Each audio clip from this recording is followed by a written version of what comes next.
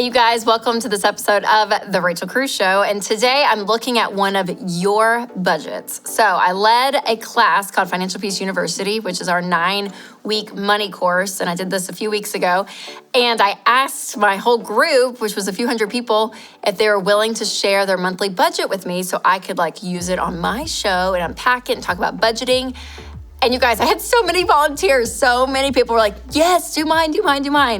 And last month, I did this for a listener and explained step by step what I would do with their amount of money that they make every single month. And they were on baby step 2, and it had some stuff, and it was so fun. It was really great. And I loved even being able to celebrate with her and her husband because they made so many financial decisions that helped them. And again, hopefully I gave some guidance and direction, but they were killing it, and it was awesome. So I'll put a link to that video for that budget breakdown so you can check it out. But today, I'm gonna do it again with another listener because let's be real, creating a monthly budget for the first time can be really intimidating. But the truth is that anyone with any income, no matter where you are with money, you need to have a plan, and you can have a plan. All right, it's time, you guys. Let's look at the budgets. Okay, I'm gonna pretend that their names are Mark and Brenda, just for the fun of it. Their ages in real life are 49 and 50 years old. They want to retire at 62. They want to move somewhere warm. Their kids are 14 and 18. Now they're planning on cash flowing their 18-year-old's college next year, and that's gonna be $30,000 over 5 years. So that's a big thing coming up. They're also anticipating an upcoming used car purchase that they're gonna make. So they started actually a sinking fund for that in July. And they started the baby steps, everything we teach at Ramsey Solutions, November of 21. So they finished baby step 2 in October of 22. So 11 months later, which is amazing, completely out of debt. And they're building up their emergency fund of $25,000. Now, at the end of June, this month that we're currently in, as I'm filming this, they're gonna be finishing it, which is amazing. And they currently have $450,000 in retirement, incredible. And they're gonna start contributing 15% of their income into retirement again in July. Since June, they'll be past baby step 3. They'll be starting 4, 5, and 6 together. So again, that's gonna be funding 15% of their income into retirement, their kids' college, which they're gonna cash flow. And then they have a 15-year mortgage with about $100,000 remaining, and they wanna start paying that off in July as well. So lots of big goals, some really exciting stuff. Now, their total income every single month is $12,239.12.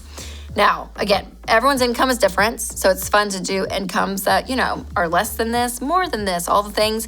But I thought this was a really great income. So I was like, well, let's look to see what progress they can make. So again, as I'm looking at their June budgets, they actually technically are $57.83 over, which for some people are like, oh my gosh, that's crazy or that specific. But it's yeah, you want to be specific if you know that you're gonna have to pay for stuff. So let's look at if there's a place that might be easy to take some money out. Okay, so you know what I would do?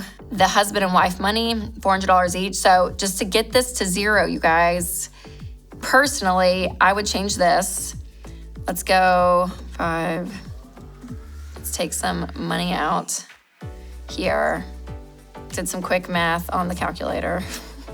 So I knew that. Okay, so that's where we'll keep that. So it's an every dollar budget. You guys see that? Amazing. Now their savings is huge when we go up to the top. So you see that. Now, again, after June, you guys, that is gonna be funded, and their $25,000 emergency fund will be complete. So I thought it'd be fun. Let's just skip on over to July. Let's see what this would look like if they are on baby steps 4, 5, and 6, which they will be in July, which is awesome. So your emergency fund, you're done. So you can zero that out. Now you're going to start saving up for retirement. So 15% of this income is roughly $1,800. So we'll just plug that in here. So their daughter's college, we're gonna just add here because that'll be the next step. So they said $30,000 over 5 years. So that's $6,000 a year. $500 to save. And so they have $838 left. So what's left for this would be paying the house off early, throwing some extra money at the house, and their mortgage is $1,200. And they want to save up a replacement vehicle. So what I always like to do is kind of back out these numbers. So for their replacement vehicle, let's say they sold their car right now, they could get $6,000 for it, just out of pretend. So let's say they want to save up $14,000 to get a $20,000 car replacement. And let's say they want to do that in a year. So they need to save about, $1,100, $1,200 a month to get to that point. So what they have left right now is $838. So either they can just throw all that in the sinking fund. If they want, they could lower that $20,000 to, $18,000, $17,000 car. It's really what they're gonna decide to do. So for the fun of it, let's just try to get to $900 here. So that means you're $61 over to put some of that money in a replacement vehicle sinking fund. So you'll save it month to month. So I would look to see, okay, where are places that we could cut back a little bit on? I mean, you can really spread this out because it's really not that much money that you're having to cut. So you really could go to clothing here and just say, yeah, let's do, $175 there. Let's find home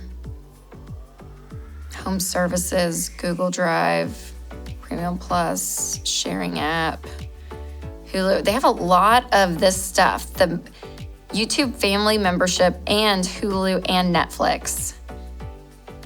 And I'm gonna just bet that they don't use all these. So let's just say you deleted Netflix for a bit and see if you really missed it. Maybe you do, you can put it back later. You know what, volleyball, travel, I bet that was for June. I don't know if that'll be for July. So if it was for July, that would free up a whole lot. I'll keep it in there because maybe it's tournaments through the summer. So we're gonna lower the wife's amount per month because we lowered the husband's last month and hers was a little bit higher. So we're gonna kind of just even them out. So that would be $358.60 that she'll have, and that's an every dollar budget. So again, this is like really down to the pennies, you guys, and you can go through and on your own budget say, yeah, we can, again, some of this is like $20, $30 here or there. So it's really specific. And this is where budgeting is so key and where you can actually find money because some of these like the gas in their car, all of that, it fluctuates month to month. So you may have a bigger month and you forget to change it over. So in their instance, they have $1,000 for car one for gas. That could have been because they took a road trip in June and maybe honestly, they only need $400 this month. Well, that frees up $600 just from one change of a category. So that's why it's important to do this month to month and you'll be able to find some of this money. So if I was them, I would be focused on this. Right now, this is what I would do. I would save up for that car. And then once that car replacement is done here in about a year, then hopefully even income has gone up, even things have changed in the budget and you'll have some extra money, which could be, again, a whole other mortgage payment a month to throw at the house. So that's what this looks like. But again, remember, when you're on baby steps 4, 5, and 6, like they're gonna be in July, it's more about intentionality than intensity. So if they want to save up for a vacation, they can, pause on some of this stuff if they need to, save up for that. So this is really where you start to pick and choose what your goals are, but you want to be working towards something. That's why I love this because it's like, yes, we're going to be doing retirement. We want to be doing that regardless. Kids' college, we want to cash flow that. Paying off the house early is an amazing goal, but some months may be better than others when you're throwing extra at the mortgage. So there may be some months you don't because you're saving up for something else like a car replacement or even a vacation. So the idea is having goals in mind that you're working towards, you're being intentional, you're still not just floating through life. So they obviously have a great income. They're able to do a lot of things, which is amazing. And I think it's so exciting. So here's their July every dollar budget now that they're in baby steps 4 through 6. So thank you guys so much for submitting this, you out there. I really appreciate looking at your numbers. I think it's really helpful to talk about this because there's never shame around money. There shouldn't be shame around money. There should be a lot of courage to say, hey, I want to see progress with my money. I think that's a really great thing. Now, if you're interested in knowing more about budgeting, or maybe even you're budgeting for the first time, I really recommend the Every Dollar app. It's 100% free to download. I will leave a link in the description so you can check it out. And also, if you're curious about Financial Peace University that we talked about earlier, you can go to RamseySolutions.com/FPU to learn more. All right, you guys, I hope you enjoyed this look at someone else's budget. I think it's so key. Again, as specific as we're getting, It's so helpful to know where your money's going. So share this video with a friend who might be reluctant to start budgeting and show them it is possible. So remember, you guys, to take control of your money and create a life you love.